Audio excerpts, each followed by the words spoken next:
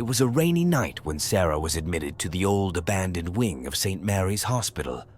The main wing was full, and there was no other place for her to go. As a nurse wheeled her bed through the dimly lit corridors, the sound of distant whispers echoed off the peeling walls.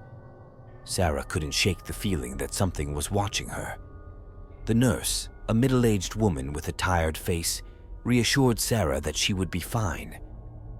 She left Sarah in room 213, a small claustrophobic space with a single window overlooking the hospital's neglected garden.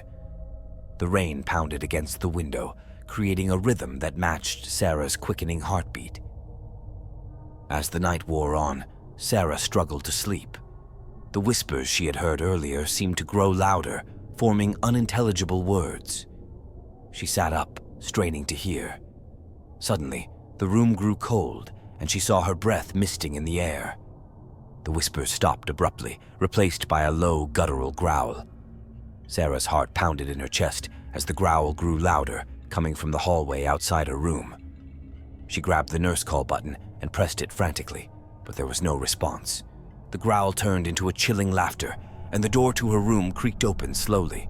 A figure stood in the doorway, shrouded in darkness. Its eyes glowed an unnatural red, and a sinister smile spread across its face. Sarah screamed, but the sound was swallowed by the oppressive silence of the hospital.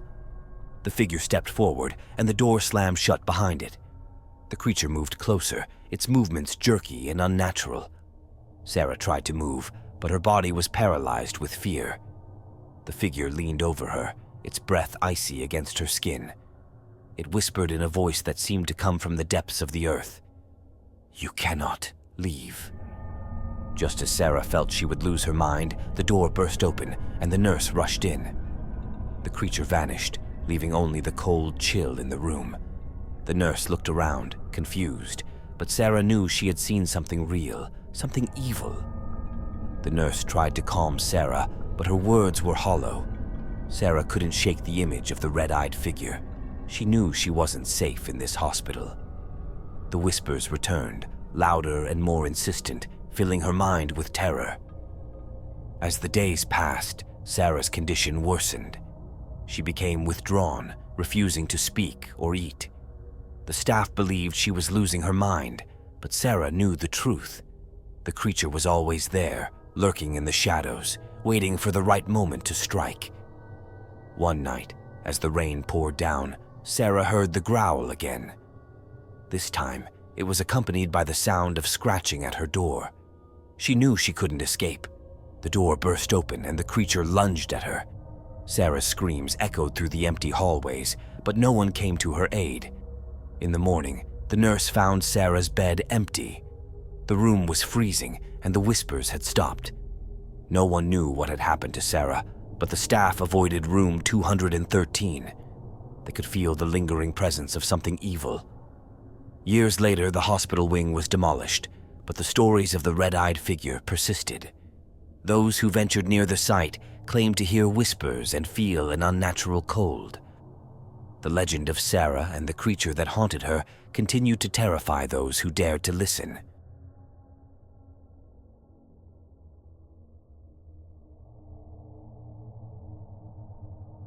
Dr. Emily Carter had just started her night shift at Mercy General Hospital. The graveyard shift was always eerie, but tonight felt different. As she walked through the empty corridors, the fluorescent lights flickered, casting unsettling shadows on the walls. Emily couldn't shake the feeling that she was being watched. The hospital was unusually quiet. Even the usual hum of machines seemed muted. Emily checked her rounds, starting with room 401, where an elderly patient named Mr. Thompson was recovering from surgery. She found him sitting up in bed, staring blankly at the wall. His eyes were wide with terror. "Mr. Thompson, are you okay?" Emily asked, approaching him cautiously. He didn't respond, just continued to stare. Emily reached out to touch his hand, but he recoiled, whispering, "She's coming for me." Emily felt a chill run down her spine. "Who's coming for you?" she asked, but Mr. Thompson just shook his head, his eyes filling with tears. Emily decided to let him rest and moved on to her next patient, a young woman named Lily who had been admitted for a high fever. As Emily entered Lily's room, she noticed that the temperature had dropped significantly. Lily was asleep, but her breathing was ragged. Emily checked her vitals and was about to leave when she heard a soft humming. It was a haunting melody that seemed to come from nowhere. She followed the sound, leading her to the pediatric wing. The humming grew louder, and Emily's heart raced. She stopped outside a room where a little girl, pale and ghostly, stood in the middle of the floor, humming and swaying to the eerie tune. Her eyes were closed, and she seemed unaware of Emily's presence. "Sweetie, what are you doing here?" Emily asked, stepping into the room. The girl stopped humming and opened her eyes. They were pitch black. Emily gasped and stumbled back, but the girl just smiled, revealing sharp, pointed teeth. "She's here," the girl whispered, and the lights in the room flickered violently. Emily turned to run, but the door slammed shut, trapping her inside. She felt a cold hand on her shoulder and spun around to see a tall, shadowy figure looming over her. The figure had no face, just a dark void where its features should be. Emily screamed, but the sound was swallowed by the darkness. The figure reached out, its fingers like icicles, and touched her forehead. Emily's vision blurred, and she felt a crushing weight on her chest. When she woke up, she was lying on the floor, the room empty. The little girl and the shadowy figure were gone. Emily stumbled to her feet and fled the pediatric wing, her heart pounding in her ears. She ran into the main hallway, where she found the hospital staff gathered, looking terrified. "Did you see her?" a nurse whispered, her face pale. "The woman in black?" Emily nodded, too shaken to speak. She knew she had encountered something evil, something that haunted the hospital. Over the next few nights, the sightings increased. Patients and staff reported seeing the woman in black, a ghostly figure who brought death and despair. Emily tried to warn the hospital administration, but they dismissed her claims as hysteria. One night, as Emily made her rounds, she found Mr. Thompson dead in his bed, his face twisted in terror. The little girl in the pediatric wing had vanished, and Lily had fallen into a coma. Emily knew the woman in black was responsible, and she was determined to stop her.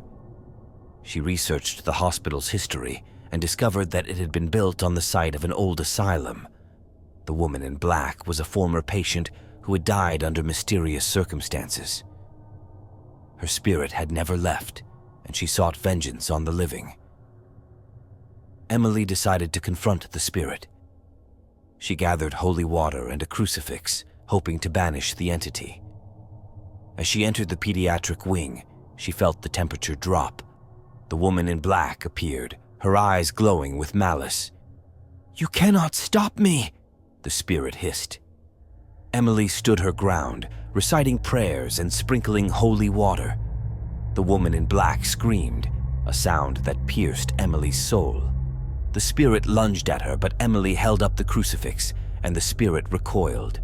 With one final ear-splitting scream, the woman in black vanished, leaving the hospital in silence. Emily collapsed, exhausted but relieved. The sightings stopped, and the hospital returned to normal, but Emily knew the spirit could return. She kept the crucifix and holy water close, always prepared for the night shift.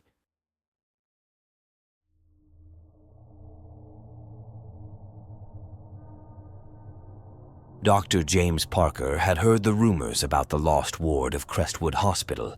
It was said to be a place of unspeakable horrors, sealed off after a series of gruesome incidents.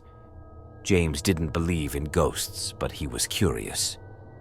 One night, after his shift ended, he decided to explore the abandoned wing. The corridor leading to the lost ward was dark and musty. James used his flashlight to navigate the narrow hallway.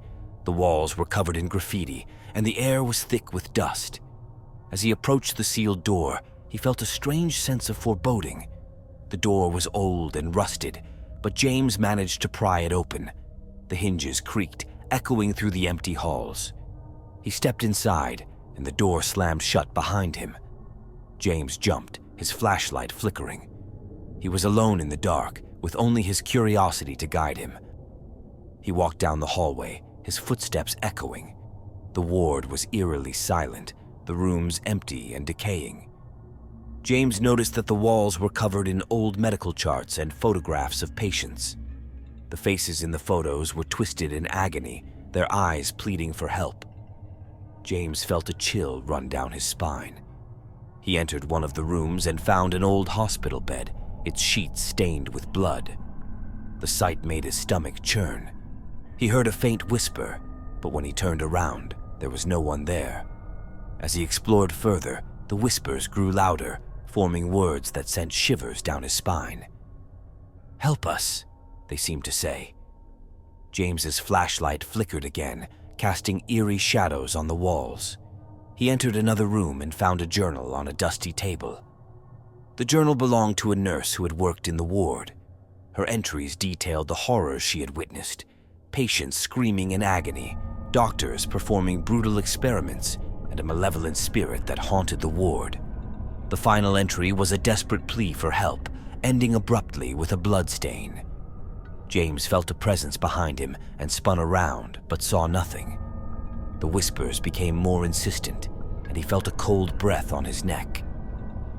He turned back to the journal, but it had disappeared. Panic set in as he realized he was not alone. He heard footsteps approaching, slow and deliberate. James backed away, his heart racing. A figure emerged from the shadows, a ghostly apparition of a woman in a nurse's uniform. Her eyes were hollow, and her mouth twisted in a silent scream. "Help us," she whispered, reaching out to him. James stumbled back, his flashlight falling to the ground. The light flickered, casting grotesque shadows on the walls. The ghostly nurse moved closer, her eyes filled with sorrow and pain. James picked up the flashlight and ran, but the corridor seemed to stretch endlessly. The whispers followed him, growing louder and more desperate. He reached the end of the hallway and found a door, but it was locked. Panic set in as he heard the ghostly nurse approaching. He turned to face her, his back against the door. "What do you want?" he shouted, his voice echoing through the empty ward. The nurse stopped, her eyes filled with tears. "Release us," she whispered, and then vanished into the darkness. James felt a sudden sense of calm. He remembered the stories of the lost ward, how the spirits of the patients and staff were trapped, unable to find peace. He knew what he had to do. He found a nearby window and broke it, letting the cold night air in. As the wind blew through the corridor, the whispers began to fade. James felt a warmth spread through the ward, and he knew the spirits were finally free.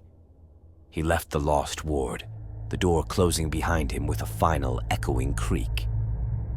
The next morning, James reported his experience to the hospital administration. They were skeptical, but agreed to seal the ward permanently. James knew the spirits were at peace, but he could still feel their presence, a reminder of the horrors that had once taken place in the lost ward.